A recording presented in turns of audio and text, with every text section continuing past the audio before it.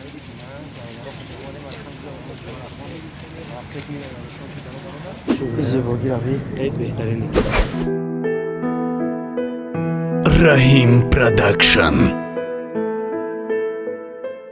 سلام علیکم دوستان و هواداران سونای رحیم پروداکشن. دوستان عزیز، امیدوار هستم هر یک شما تنسیت و خانواده هستین. برکت روز سعید جمعه به هر یک ما شما مبارک باشد. دوستان عزیز، از همه شما احترامانه خواهش می‌کنم تا آخر برنامه تماشا کنید. روز سعید جمعه یک بار دیگه به همه شما مبارک باشد. دوستان عزیز، ما همراه اکا عبدالله جان تصمیم گرفتیم و اول سخن با اکا عبدالله جان می‌تیم 4 سخن شیرینک و در آن پیش مسجد پرسپیک میر بعد نماز جمعه. السلام علیکم. و علیکم السلام و رحمت الله. امروز میخوام که خیر و برکات این روز برای هر یک شما تمنا دارم از درگاه اقدس الهی. و امروز ما الحمدلله با همراهی رحیم جان اومدیم در پرسپیک میر نماز جمعه را خواندیم.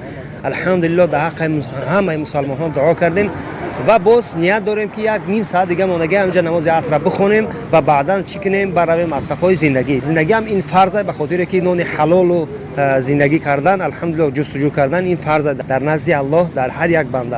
و هم خاطر الحمدلله شما انتظار شوین همین نوای ما را نگاه کنین. ان شاء الله دکان میریم و بعداً گپ میزنیم که توفه های ما چی میشه و بعداً. بله برادر جان عزیزم، تصمیم ما همه برادر جانا که همه وقت اول انسان باید 5 وقت نماز شب کنه، بعد برای کار دیده که بر چقل زده سای لیک برادر مسلمان بینه که الکای ساعت داشت تا زیرا بعد نماز بر اومده رفته است. با هم خاطر دوستان عزیز تا آخر نوار تماشا کنید. تو پای بهترین ان شاء الله ما از دکان از مترو براتسلاسکی و طرف خیم که پیشنهاد شما میکنیم که این هفته چی تو ما برای برادران مسلمان خدمت داریم. دوستان عزیز الله خیرتون تا بهترین کارا میکنیم برادران. ان شاء الله ما نماز عصر میخونیم، بعدا سفر میکنیم با سوی دکان. همه شما را انتظاریم بیاین یک پیاله چای ما را بچشین، چای تاجیکی را الله حسن کنه. خیر دوستان عزیز، چخلی که به هر یک شما گفتیم همراه اکا عبدالله جان از راه سفر ما گشتیم برای که خواستیم که نماز عصر هم بخونیم که بعد بین عصر و پیشین 1 ساعت همین قدر فرق داره. اینا حاضر میرم الحمدلله مسجد پرسپیک میرم درونش به هر یک شما پیشنهاد میکنیم. چخلی برادران از همه مسجد کلانترین در فدراسیون روسیه همین مسجد کلانی که 5 وقته. بله در مسکو مسجد بهترین خوبترین کلانترین. انشالله اگر که این هرچند که این هفته توفای ما با برادرمون نرسیده باشه، هفته دیگه انشالله که پیشنهاد میکنیم میاریم برادران توفا را میاریم تقسیم میکنیم انشالله. هر یک چیزی که ما میکنیم خداوند پیش از همه ما رو در راه راست هدایت کنه و همه چی از صدق باشه، نه از ریا باشه، نه از روی خود نشاندهی باشه، همه روی به خاطر الله باشه. ما کوشش میکنیم که از قلب‌های هر یکی ما و شما الله آگاه است.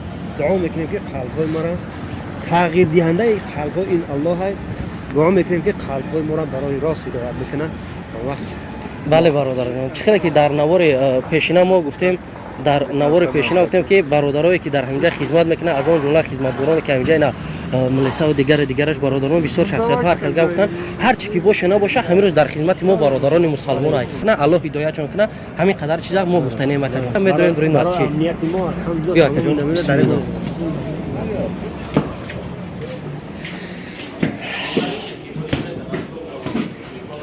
ماشاءالله که عبدالله زیباگی روی عید بهترین که هر وقتی که مسجد می‌روی برادر حتما تایی مسجد بخونید. نه الحمدلله مردم همه نماز عصر دیگه دارن.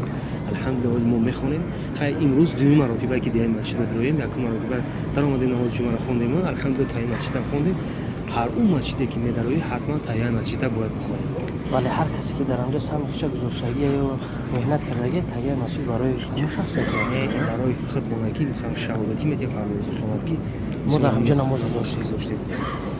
انا دیدین دوستان عزیز نگاه کن علاقه 1 متر 2 متر 3 متر حداقل 4 اتاج داره دوستان عزیز که با روز جمعه تو خود راه کلمه همه پر میشه. بعضا وقت بسیار آدماش اثبات نمیکنن دیگه چی میکنن پیشین باری صف میکشن با میکنن از این سوی بسیار بودن. این موضوع فقط در ایدها دیده میشود به خاطر که آدم که بسیاری بند است و هم خاطر 2 مرتبه 3 مرتبه خوانده میشود در بسیار مسجدهای مسکو از جمله یک نماز جمعه را نماز عید قربان و عید رمضان 2-3 مرتبه خوانده میشود. ولی برادران جان اینجا یک نماز جمعه بیا بخون دیگر میپرد هر نماز جمعه بیام یکمش زیباییش دیمش یعنی حرمت ایزد یگون کس به یگون کس کار ندارد بالا بگذار میگه نمازک که میخونه الحمدلله کو بهترین برادرها قد میبینی شناس میشه بهترین برادر جانم ها اکشون رحیم جان پیش از همه عصر سر شد ان شاء الله نماز میخونیم در حق برادرها دعا کنیم اینا بیا همین خیلی برادرها نگاه که در تصفش دیگه أشهد أن لا إله إلا الله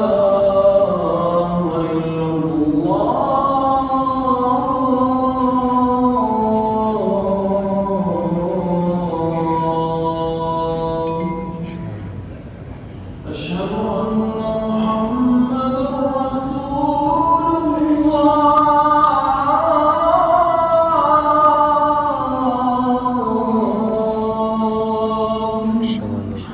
أشهد أن محمدا رسول الله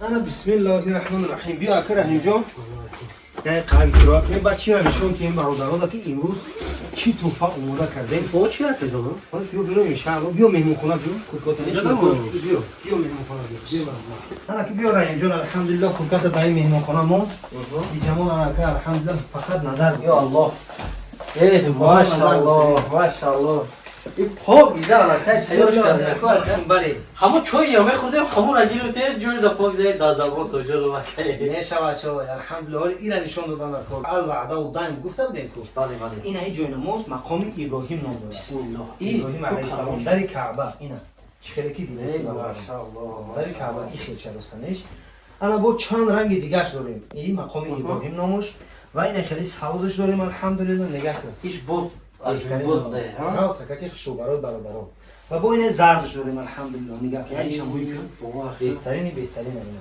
زرد خشو چند نمودی رنگش هست زیاده از 7-8 رنگش هست این اکابلو جون من میگم که اکابلو یا تزار چپته یا تسال چپته برای اولم و برای مادر ما کسی که کدوم سلی چمه خواه میگیرم برادرم اختیار بلسی بختیار های در زبون جون نگاه توفه بده که تا مهر و محبت زیاده شود اما دیدی اون مختمون کرد هر اون نفری که حجامه میگیره همین کدام رنگی که میخواه بوده توفه کرده میشود برای خاطرات که اگر که جای نماز بخونه هم در حق ما دعا کنه هم در حق جان خودش دعا میگه که ما عبدالله جون رو داود نگه بله جمعه رفته بوده این هم به خاطر اویه که همون نفرهایی که قدم مبارکشون رو میگذارن به دکان ما یک خاطرات یک توفه بتیره که این مهر و محبت زنده شود به همون خاطره دیگه گفتی گفت باقی همه هیچ ای در زبان جون خیلی برادرها رو نمیگه که ای کدوم آدرس و ای کدوم کشلی را دسترس کردن میتونن ای انا راست گفتی شهر مسکو метро Братславская, улица Братславская 6,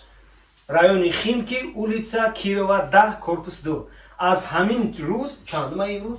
امروز